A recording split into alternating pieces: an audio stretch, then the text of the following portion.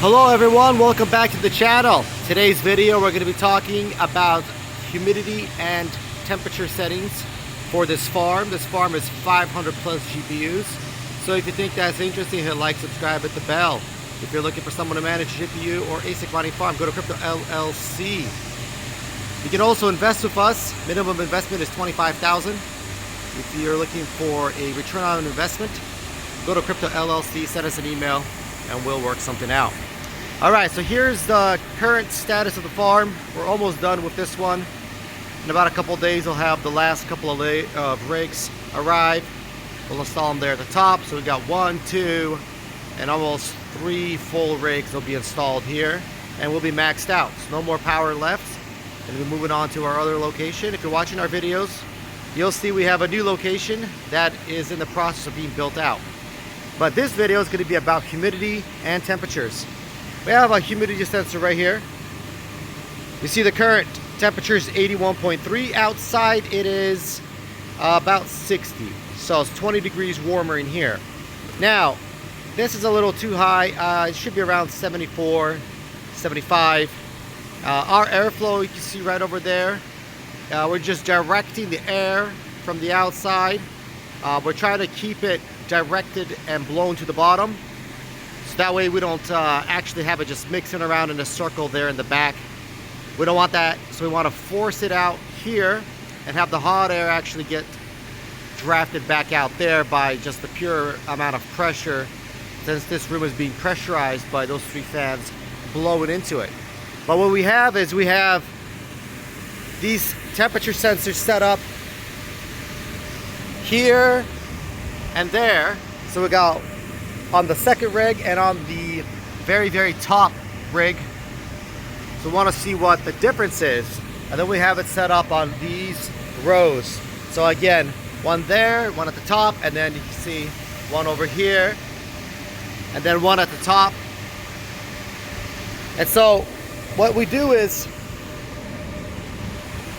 we have them set up and we put them on the corner on purpose because that's where a lot of the hot spots would be. That's where the heat can get trapped, and we want to catch that because we want to isolate the hottest spot, and then we also want to isolate the coldest spot so we can get good humidity versus temperature readings. So we got this temperature sensor right here as well. So this temperature sensor is going to read us our lowest and highest temperatures right here at the bottom. Also, it's going to read us our highest, or right there, highest to lowest humidity. And what we want to do is we want to keep these here and see what was the highest temperature during the trial run. So the run we're going to be doing is maybe say a couple of days. So we'll know what was the highest temperature and what was the lowest temperature throughout those days. So and then we're going to place them around here and get a reading of them. That way we know that maybe we need to put more airflow on this corner section, or maybe we need to put more airflow on that corner over there, or maybe in the center, or maybe we need to do something about the back rigs here on the second layer. Maybe the second layer is not getting enough, or maybe it's the third layer. Now we know for sure the third layer does have more heating problems here. So we installed some of these fans here at the bottom. So these fans just blow the hot air straight up. We want to get rid of the hot air in this corner. So that's why we have these fans here.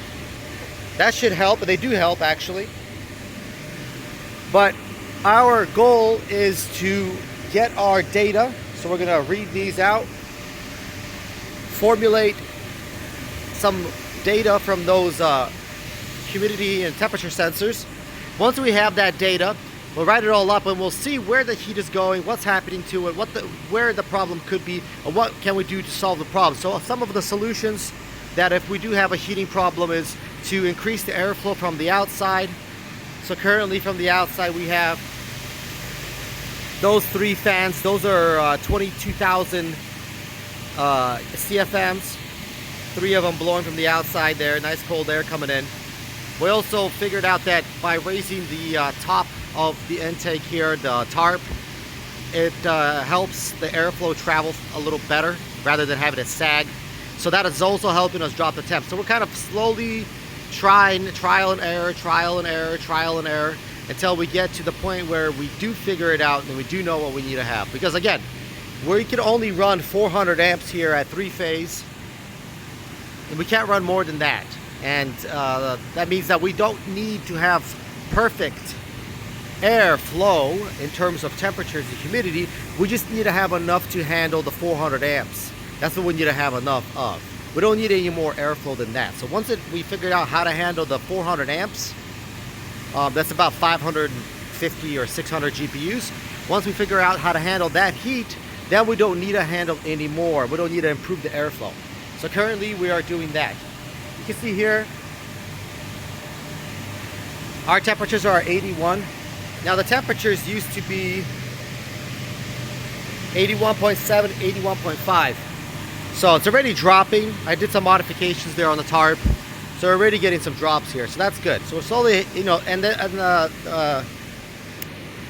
one thing to keep in mind about when you're building out something like this is it takes forever for the air to stabilize, because this stuff is pushing out 200 amps non-stop. This air is pushing non-stop its CFMs. And so it takes like a long time for it to stabilize because it's fighting each other. And by the time it's stabilized, it takes like an hour. So if for some reason a fan died, one of these fans inside the tarp died, this place will overheat.